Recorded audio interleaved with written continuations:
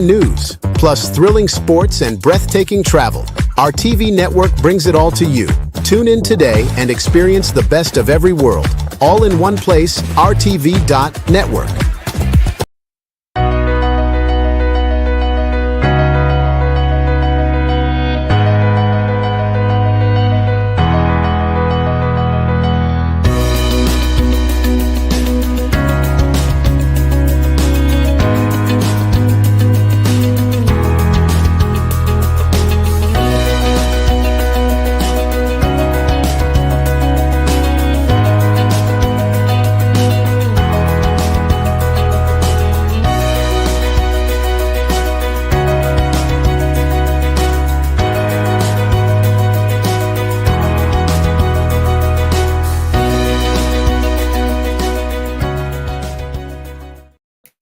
Hello, and welcome to the Coaxum Report. I am truly honored today to be joined with Hayden. Hayden Green is a serial entrepreneur. He is a polymath from Brooklyn, and it is truly a pleasure to have you on a Coaxum Report. How are you, Hayden? I'm doing very well. Life is good. Awesome. Thank you for having me. Awesome. Well, I thank you for being here in the Coaxum Report. It's an honor to have you in this space today. And I mean, you really embody what it is to be a polymath, someone who has deep knowledge across so many different disciplines. And we discussed that a little bit. I mean, it's from higher education, diversity, and inclusion. You're a serial entrepreneur, a photographer. So you're doing a lot of phenomenal things. But before we get started, for those of you that are just tuning in, you can catch us on our TV.network. I encourage you to download the apps. You can catch us each week, every Wednesday at 2:30. You can also catch us on Android TV, Apple TV, Roku. You can catch us on Tempo, and you can also listen to us simultaneously on WSTX Bloomberg. So welcome to the Coaxum Report. So, I mean, it is truly a pleasure. Before we dive in, though, to talk to you, Hayden, I just want to know, how did you get to be a polymath? I mean, when I looked up polymath and I saw, Leonardo da Vinci, and I saw Benjamin Franklin, and then I thought about you. So before we jump in to talk about what it is that you do, I just want to figure out how you got to this space to do the things that you're doing right now. So I think my mind has always worked differently, and we are just now coming around as a society to naming the way children's minds work and the way they take input of information. And when I was a kid, I would get done with all of the work that my teacher had asked me to do, and then I would go around and bother everybody. And you sound like my 6-year-old. and in order to keep the peace in the classroom, one of the things that my teacher did was they would give me arts and crafts to do when I finished my work so that I could occupy my mind and occupy my hands. And so I think that kind of instilled in me this kind of, all right, appreciation for the artistic side, appreciation for numbers and calculations and things along those lines. So my mind has always worked that way. And I am one of those people that will go into a space and say, I see something and go, I know how to make that work, or I know how I can use that to make it work for me. Or I know, I'll sit in a poetry reading and somebody will say a word to me, and that will trigger a whole bunch of other things, and poems will come out. My wife and I will go dining, and I'll eat something, and she'll like, and she's looking at me and going, yeah. You're going to make this. Like, I absolutely am. I love it. But go ahead. Thinking about that, because that's a lot for us to take in. And I think that the most important thing here is for those that are tuning into us to understand that this is something that they can use to be successful.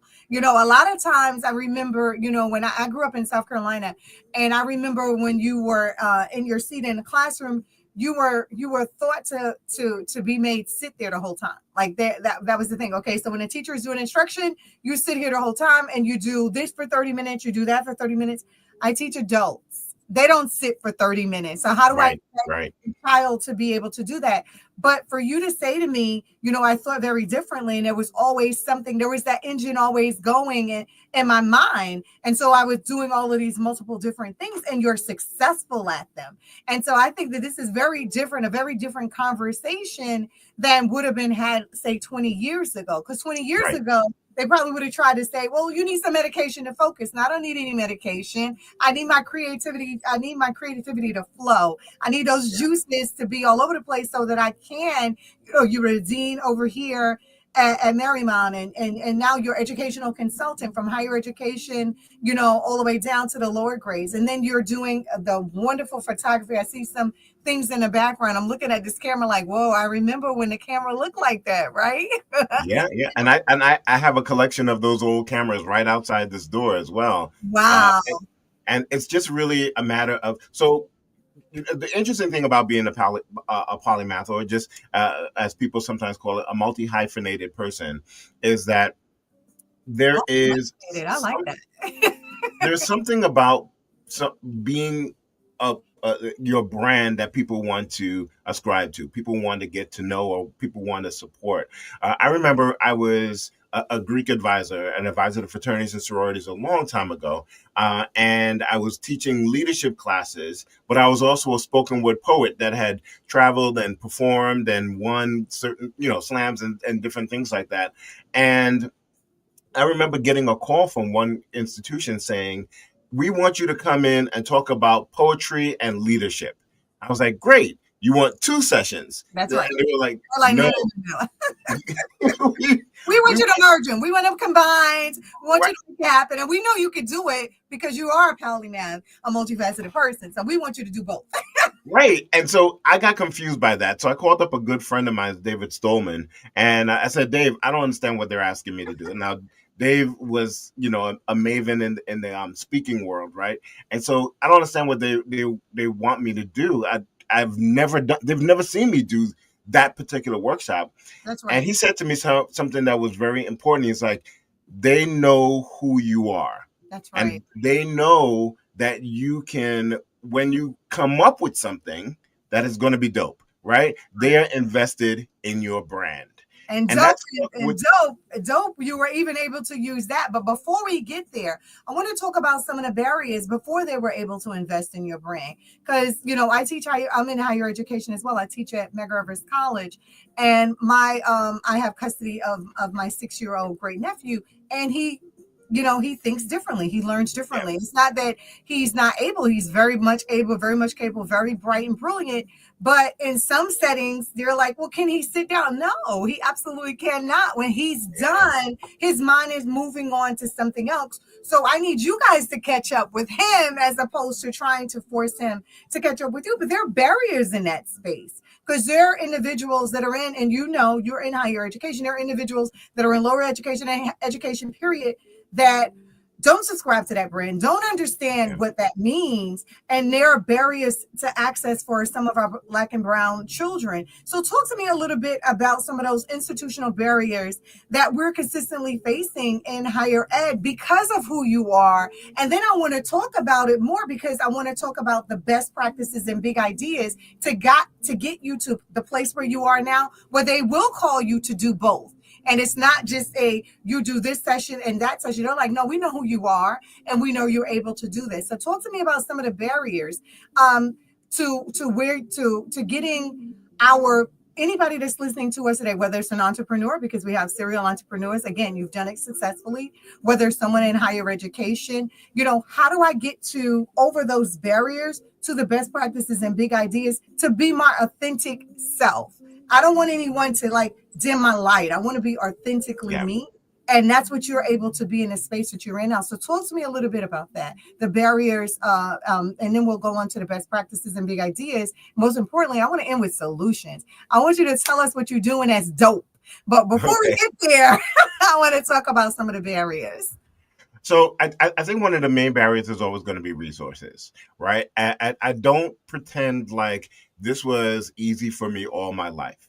Mhm. We live in a world where people want a thing from you, right? That's They right. want you to either sell them a particular product or they That's right. want you to deliver a particular service. Mhm. They don't want to wrap their minds around. I could go to Hayden for a piece of photography. I could go to Hayden for a book. I could go to Hayden to paint a hat. I could go to Hayden to deliver a leadership workshop.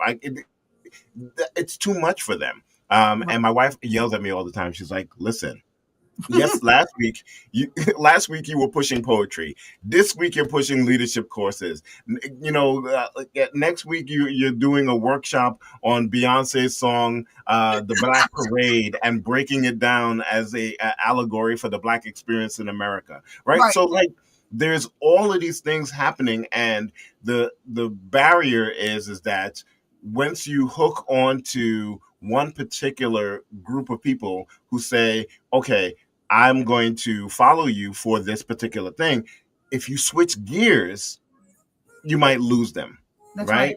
If Because you switch they're like gears, pick a side, and you're like, but they're all my sides. they're They're on my sides, right. right? And so, as educators, one of the things that our main problem is always going to be resources, because if a student comes to me and says, "I want to get into broadcasting," right?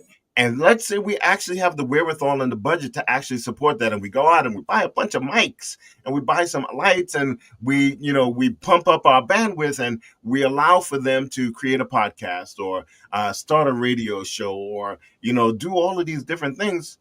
And then that student says, well, this was great. I think I want to be a writer now. Right. Like what Mhm. happens to all that equipment? Right. And so, Wow. I never you thought know, about it like that. I never thought about it like that.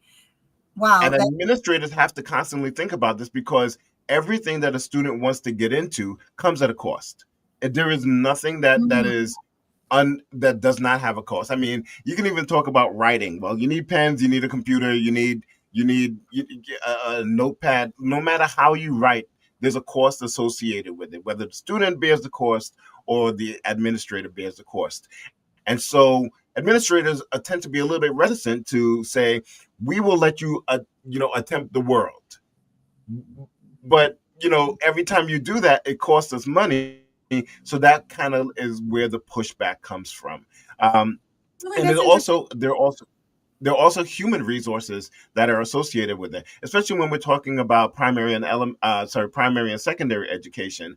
You need guidance. These are not fully formed adults, so they need proper supervisions. For the most part, this is probably the first time that they are interacting with said things. So if they want to be a screen printer, if I've bought all the screen printing equipment, I've got to have an adult who is going to supervise that so they don't break it or they don't make curse words on shirts, right? Like you want Right. to you want to make sure that they have proper supervision, and that's another resource that's put out there. And so the world is designed to get you to get acumen in one particular thing. We'll support you in this one particular thing. We'll throw the money and the resources because we'll see the growth there.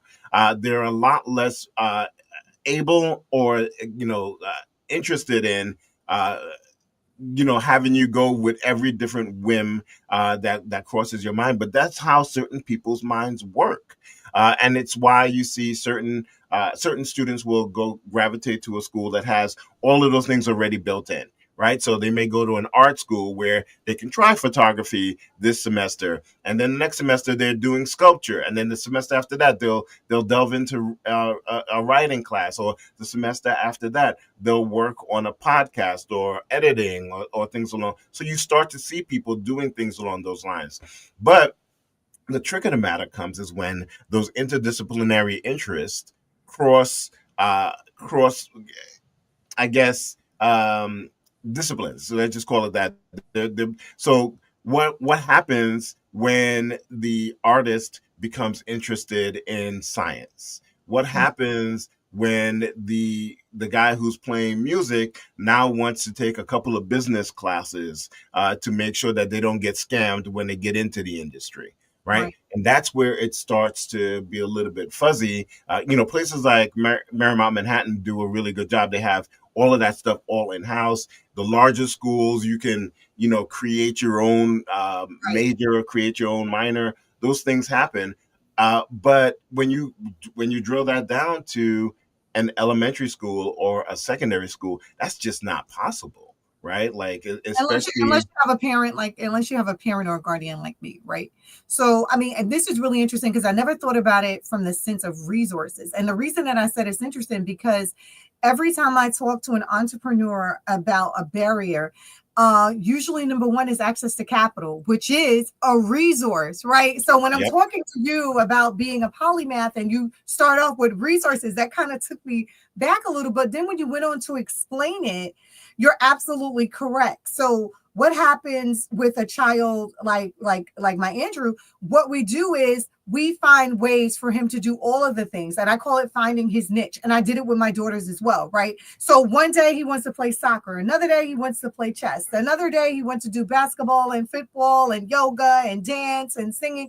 And so we find a place for all of those different creativities to take place within a set amount of time because we only got 24 hours in our day. But he's enjoying life and finding his niche. So I don't want him to be put in a box. And so when I hear teachers say to me, oh, he couldn't sit for 20 minutes to do so and so and so, then I find ways to kind of help him to build his level so he can get to the 20 minutes and still be able to be the creative, authentic person that he's developing into. And so you're absolutely right, but that takes resources because having those outside classes and those outside activities and meetups and the things that we're doing as parents, those things are taking your resources as far as your money, but it's also taking your time, something you don't get yeah, back, right? So you are investing this. And so when you said that, like a light bulb went off, like, doo, doo, doo, doo, doo. I'm like, wait a minute, hold on. Never thought about it like that. So I'm listening to you. I'm listening to all of the things that you were able to take and to bring into the educational space and kind of for lack of a better word, educate and introduce individuals that were under your charge with these different things that you can still be a photographer and you can still have poetry and do a leadership course and all of these things, and you don't have to be placed in this box. But what I also know is you've perfected things. Like I looked at your photography and I was like, that takes time. That takes a lot of time and energy into getting that right shot, having the right lighting, having the right space. So yeah, you weren't taking these tasks on just willy-nilly. You literally were investing your time and your resources into the things that you're able to do. And that's the thing that I tell small businesses. And this is one of the things we talk about on this show. If you decide to start a business, you have to invest your resources, your time, your network, all that you are into that business in order to be successful. And the thing that I'm hearing from you today is you don't have to just be a coach. You can be a writer. You can be a poet. You can be a photographer. You can be all of those things in your business as long as you understand what your vision and your mission is, which for me is to empower and encourage others. Some people look at me and they're like, okay, so you're teaching and then you're a chaplain and then you're in a sorority and then you're in the Order of the Eastern Stars and you're this and you're that and you do. How do you do all of those things, right? And so I do those things because I invest my time wisely. I do the things I love to do. I say no to things that I don't want to do because no is a complete answer and it doesn't need an yeah. explanation. And the difference between what I'm doing and what, say, Oprah is doing or someone else that is making millions is how I'm investing my time and my money. And if I want to get to that level, I have to be clear on what's making money. And if it don't make dollars, it's not making It's sense to not me, making sense. right? But I think also one of the things that you hit upon is the joy piece, right? So Mm-hmm. a lot of my different skill sets, or a lot of things that I'm interested in, are fall into two buckets, right? They either help me do the thing that I am, what my primary is better, or they are the things that allow me to reset once I am done with the primary thing. So let me explain a little bit.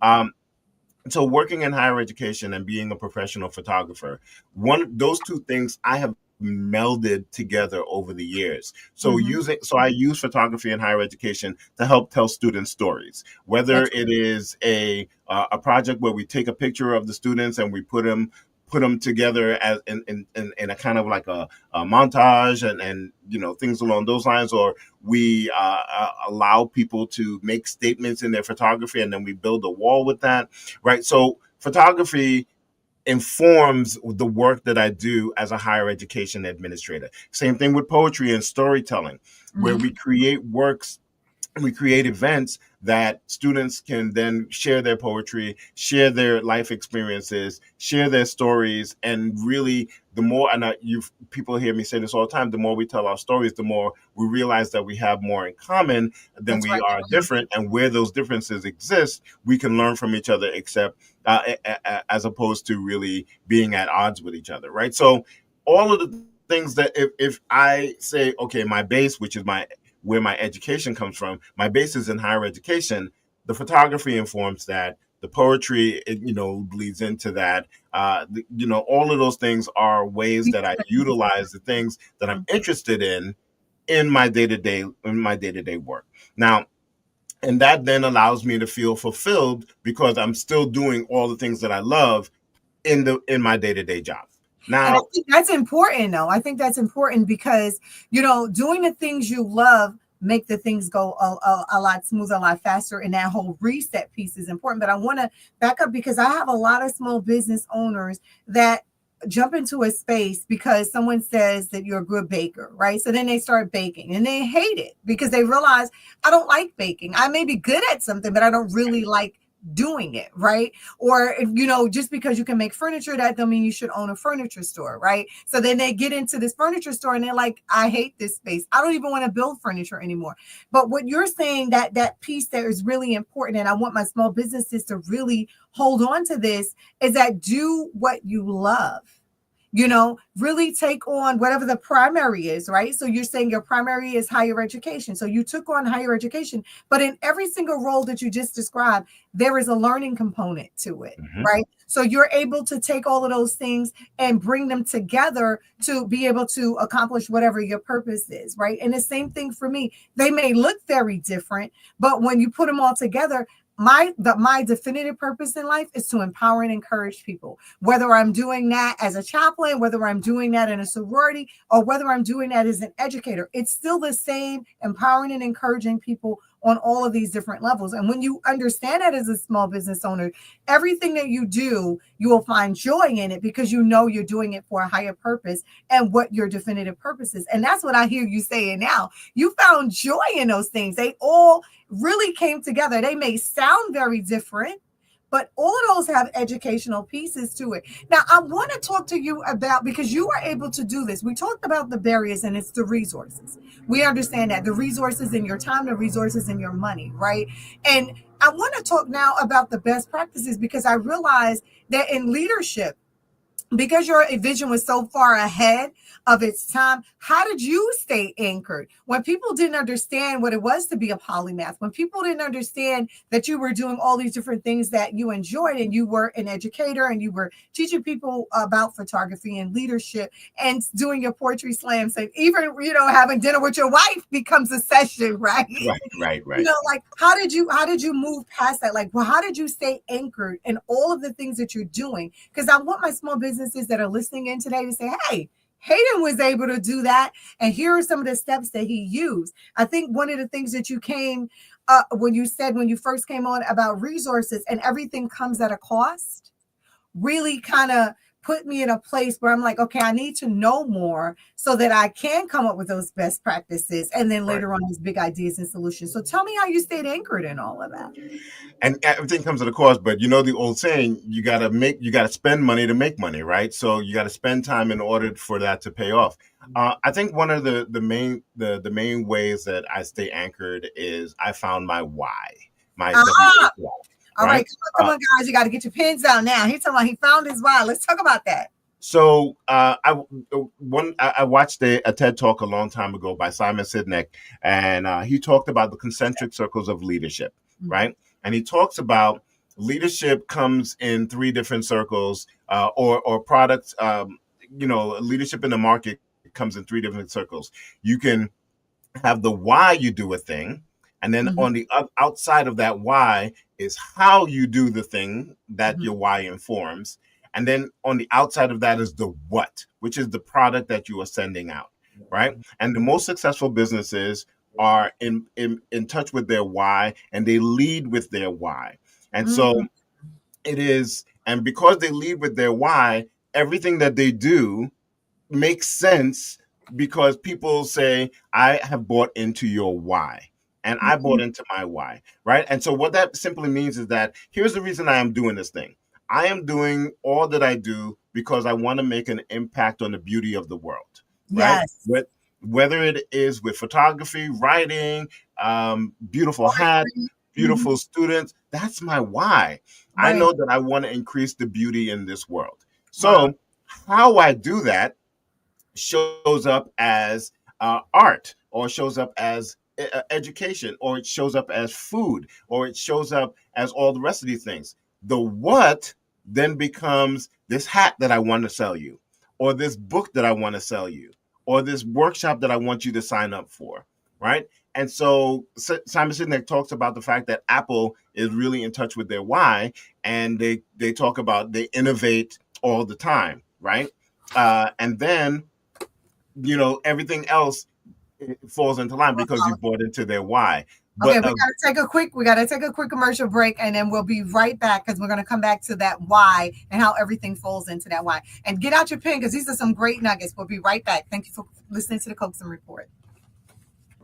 Reimagine a world where the Caribbean is seamlessly connected, where our people, our cultures, and our economies move freely across the islands. This is Connect Caribbean, more than a ferry service. It's the heartbeat of a new era, an era where economic opportunities expand, where trade flows freely across our seas, and cultural exchange flourishes. We are linking businesses, empowering communities, and reigniting the hope for a truly integrated Caribbean. Together, we're shaping a brighter, more unified future for the Caribbean. Connect Caribbean, connecting our islands, our people, our future.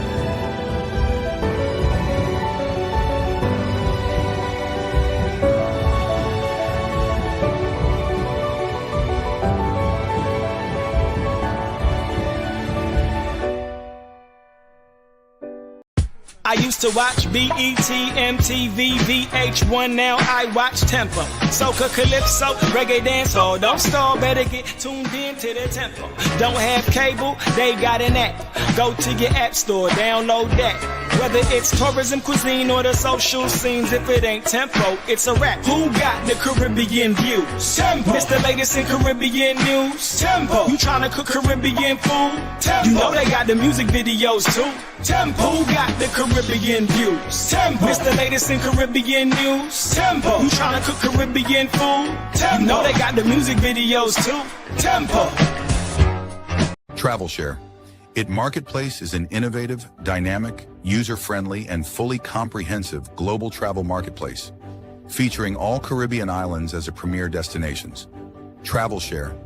It Marketplace featured daily travel news, arts, culture, events, travel weather news, individuals' remote work, flex time, paid time off, family leisure time, and travel deals to better connect the U.S., Caribbean, and the Americas worldwide. So no matter where you want to travel in the world for work or leisure, working remotely or on vacation by yourself, with friends or family, whether by air or sea, Travel Share. It Marketplace makes it easy to get you to your destination. Book now at www.travelshareit.com.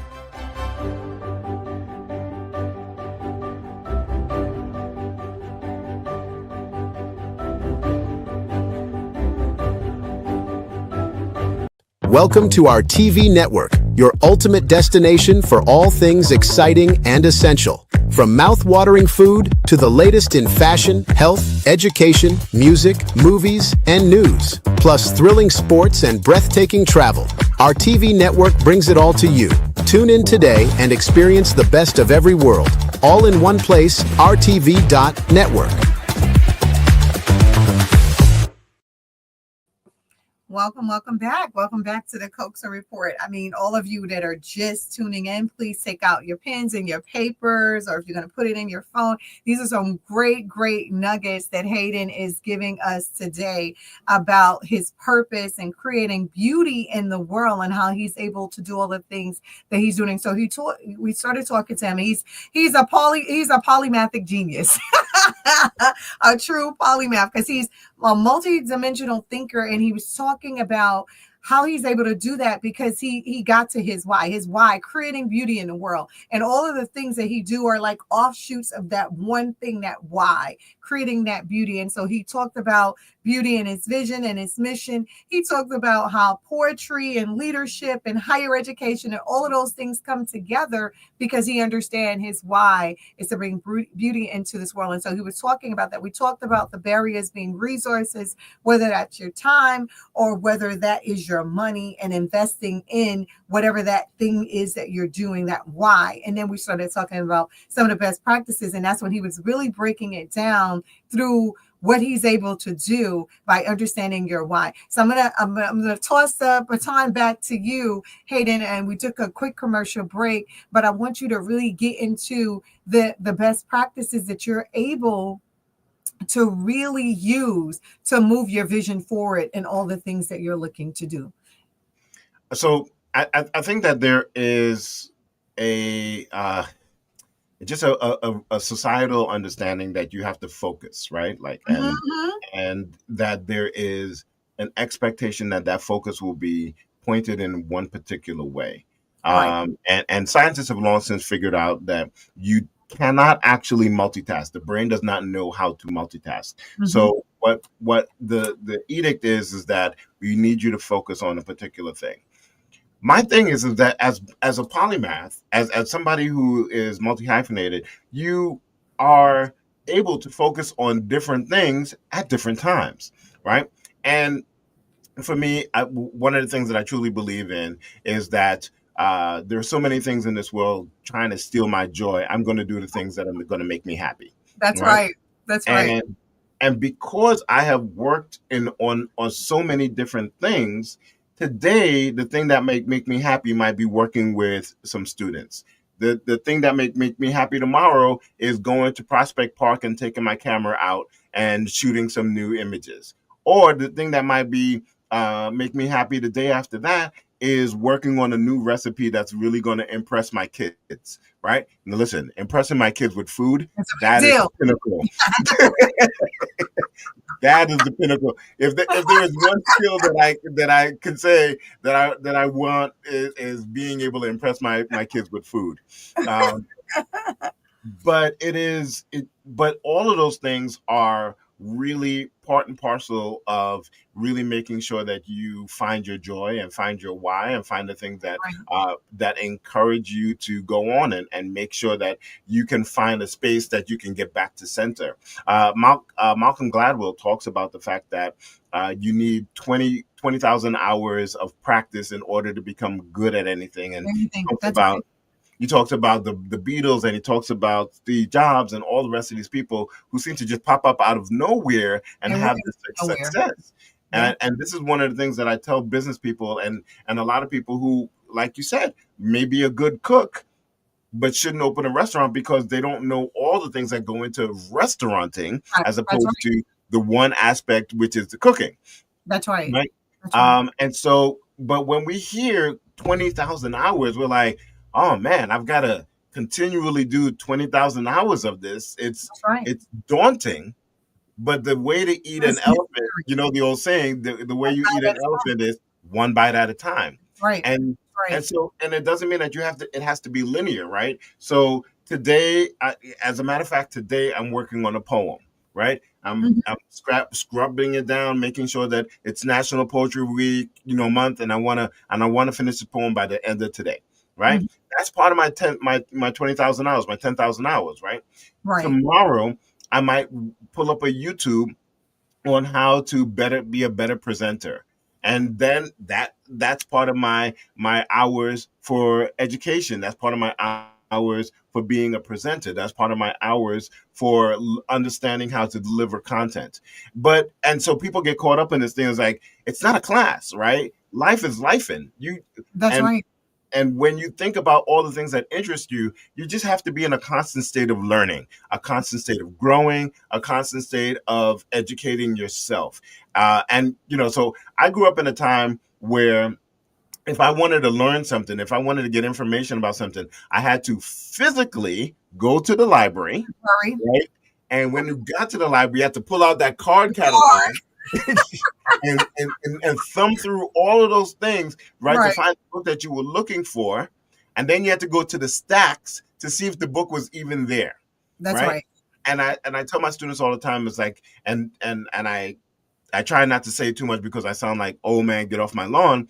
But this is a generation that has access to the most information than any other generation before them, and they're the least informed, right? Right. And so when we talk about best practices, there is so much information out there for each and every one of us who is interested in anything. I am a self-taught photographer, and just delved into every single thing I could find. I bought books. I watched stuff on TV. I watched videos. University. Right, right, and so as I'm cooking now, I am delving into that, thinking about technique, thinking about all the rest of that stuff. When it comes to writing, I've joined writing groups. I've worked with people who will help with my writing. There's so much information out there that it is almost a crime to sit and say, "Well, I have everything that I need, and therefore I'm going to go forward with this thing." It's like, you've got to be able to do, for me, this is just for me, you've got to be able to do everything in a skill set, everything in a field before you say, this is where I'm going to specialize. Right. So now, I mean, this is really important, and you're absolutely correct, right? That you have to do in this. And I tell my small businesses all the time, you need to know the intricacies of your business. You cannot tell me I'm running a business, but I don't know my financials. Oh, I don't know. I don't know my business operations. I don't know. Like, you're not a business owner. You're just kind of hanging out, right? And like you said, I mean, there's so many different places that you can get this information.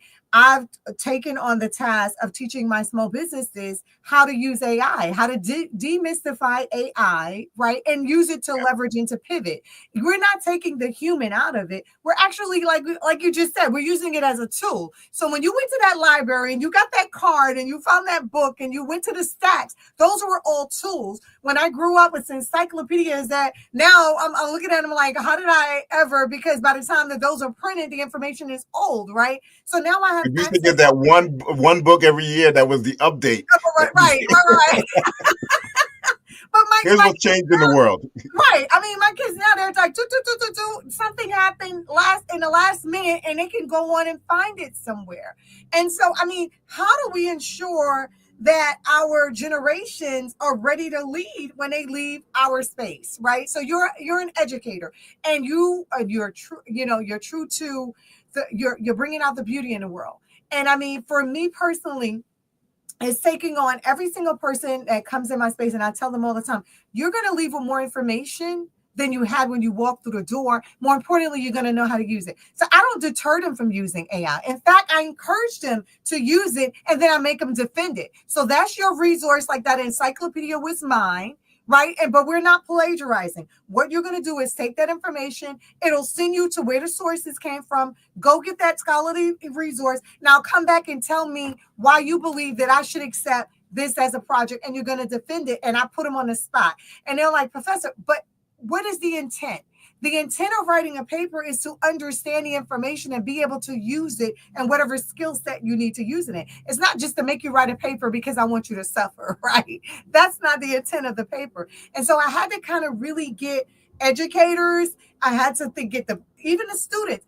Why are you using Chat GPT? Or why are you calling up Monica or looking at Copilot or calling Claude or doing any of these things? The intent is to get information to be able to do something. So you're getting from here to here. How do I ensure when they leave our space that they're able to take this thing to the next level? Because you've already been successful and you are successful in your everyday by using the information that you have, and more importantly, imparting it into others that are coming in contact with you and all of this information. How do we ensure that these generations are going to be equipped to take this thing to the next level? So I think that there is a real wonderment that happens when a student is looking at information or gets information that gives them a better understanding of the world. And we sometimes put that lofty goal on major things, right? Tell me about the Middle East conflict, right? Like, so now they've got to go into all of the intricacies of all of this and that and the other. But I think that when we start with smaller things, like is a hot dog a sandwich? And I want you to argue both sides of why a hot dog could be a sandwich or couldn't or might not be a sandwich, and give them the understanding of what critical thinking looks like in everyday circumstances. It then helps them to expand their mind. When working with my leadership students, we had a Socratic method where they would have to go. Socratic method. We would have to me, man. They would have to go pick a topic that happened in the world, and they would have to present their sources, but more importantly, they also had to present what the other side of the argument was, right? And so it means now that you can't just have confirmation bias. It's like, well, I found all the articles that confirmed that this thing is true. Yes, that's what the internet will do for you. If you say, this is what I want to see, you'll get everything that confirms that indeed is true. What I need you to do is go find the opposing side and find out what they're saying and see if some of their points are salient, and see if some of their points actually sway you off of your point of view. And when you come back, when you come back with all of that knowledge and you are properly situated in this information and then can make an informed judgment, it feels great, right? Because nothing that anybody can say to you, nobody can pull this out from the ether and say, well, you're wrong about it. I've done the work, right? That's right. That's important. And when you do the work on small things, whether there should be a ramp on the sidewalk in your neighborhood, or whether or not transgendered students should be able to play sports, like all of those, it's all the same process, right? It is getting all of the information, being properly informed, find out which pieces are most salient to you, and being able to defend your point, knowing full well what the opposite side of it is. And it seems like we're in that same, we're in the same pew, right? Literally in the same church, in the same pew, doing the same thing. Because the one thing for me, similar to what you have asked them to do, is every single week in my class, I make them bring in an article on what's going on in the world, something to do with what we're studying in class. So if it's organizational theory, they're going to bring in something about an organization and what's going on. They're going to have to break it down, and then we're going to discuss it in class. I make them future commissioners on day one, right? Your other future commissioner is going to talk to you about it. So if you bring in something, say on Department of Education, the chancellor that's in the class, the future chancellor, is going to be able to say, well, here is what I think, and here is why this is not true. And this is really getting them to think critically through all of the different organizations and how they work. If you are in my New York State and local government class, I make you all future elected officials on day one. I actually give you a position, and now you have to go learn about that position. And when you're in class and something's going on in that position, we're going to tag you in. So you have to know each week what's going on in your organization and in your agency so that you can make critical decisions. And I said, on your watch, if this happened, what are you going to do? And they can tell me right there. And I mean, this is how we ensure that they're getting this information, thinking critically and moving past. I mean, this is really good to know that you're doing it even on a higher level, starting with something small and building their interests. So it's that muscle memory, right? So they're it's like, wait a minute, hold on, I want to know more about this thing, and I'm not just going to take this as my answer. Now I want to go further with you. Here's where the next kicker comes, right? What does critical thinking look like for an artist, right? Why am I taking this picture? Why am I writing this story?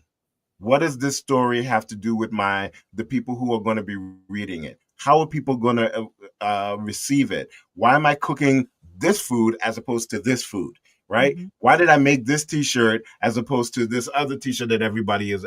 So that critical thinking piece is what's going to give you market analysis skills that will help you to build your business, because you're critically thinking about all aspects of how your product, your service shows up in the marketplace. But if you don't have that skill, you're just throwing stuff out there. You're just moving with the wind. Whatever somebody is saying or doing, you're like bouncing back and forth to all of those things because you didn't build a muscle memory to be able to think critically through the things you need to think through. And like you said, the thing that I love about what you said is salient. What is salient to you after you've done all of this intentional work, right, around whatever this thing is that you're doing or not doing? You now understand both sides of it, and you know what resonates in your spirit based on your knowledge, skills, and ability. And you can now go out and make informed decisions about things that are moving forward. I want to go because it's silly how time flies. We're having fun. Our show is almost over, but I got to get to some big ideas. So vision beyond the now. If we had a joint platform with unlimited reach, what's one big idea you'd pitch to elevate Black and Brown creatives? What's the next frontier in using photography, podcasting, and poetry? And lastly, what space should exist? So we're thinking about a platform, right, with unlimited reach, because it exists. It exists right now, but we need our young people to understand what exists and understand the power that exists. So that muscle memory, but that we're giving them to ensure that they're making these informed decisions or not being swayed one way or the other by this influence or that influence is important. So talk to me about the joint platform, the next frontier of either, and you can pick one, whether it's photography or broadcasting or poetry for social impact. And then lastly, what space should exist, but doesn't yet, that would help people feel both seen and stretched. Not just seen, but seen and stretched. A lot, right? That's a heavy question. And I think one of the main things, and I'm gonna go back to I got my shirt here, so I'm gonna go back to my favorite term, which is dope. I want people to believe that they're dope, right? I want people to believe that all the ways that they show up in this world are dope. I want people, and I think that we get pigeonholed really quickly because the people who hold the purse strings don't come from our cultures, right? That's right. And so when they only want to see this aspect of our culture or this aspect of our interactions or this aspect of who we are, everybody gets funneled into this thing. That's and right. If we're talking about an unlimited set of resources where if I want to if I want to make pink hats all day long, right?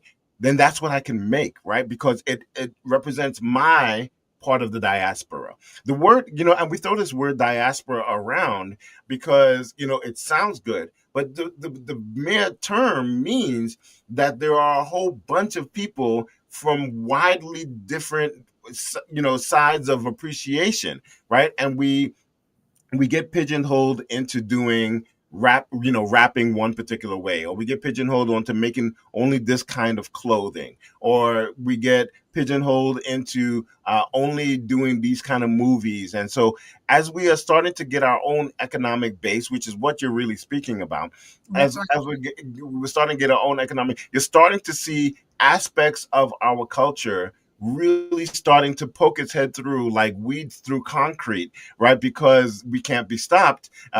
People try to bury us, but they didn't realize we were seeds, right? And so I think we need the ability to be anything that we want, and in the ways that we want to be those things, right? And the resources, being able to have people who are not from the outside, from an external point of view, telling us what those things should be, is one of the greatest things that we can do for Black people and in general, especially for Black artists and Black business people.